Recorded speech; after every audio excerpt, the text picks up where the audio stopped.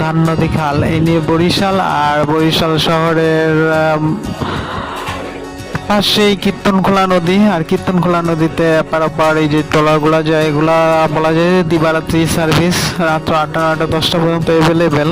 দেখা যাচ্ছে একটা ট্রলার ভরতে 2 থেকে 3 মিনিট বা 5 মিনিট লাগে হাইস্ট। আর বরিশাল থেকে যখন লঞ্চগুলা ছাড়ার পর এরকম দৃশ্য দেখতে পাওয়া যায়, একেবারে চরমোনাই পর্যন্তই এরকম দৃশ্য দেখা যায়।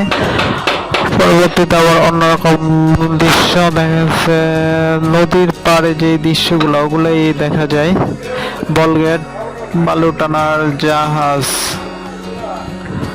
বলগেট গুলা যখন চলে তখন মনে হয় যে ডুবে যাবে, কিন্তু না, ডুবে না। তারা লোড বালু এরকম করে ভরে, না ডুবার কোনো উপায় নাই।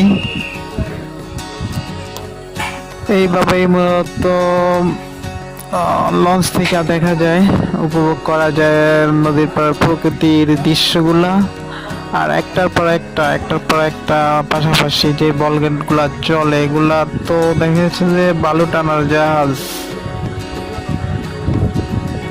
এই যে একটা যখন আনলোড থাকে তখন একটা দুইটা আর কি, একতলা বিল্ডিং এর সমান উঁচু থাকে এই বলগুলা, যানবাহন গুলা যখন লোড থাকে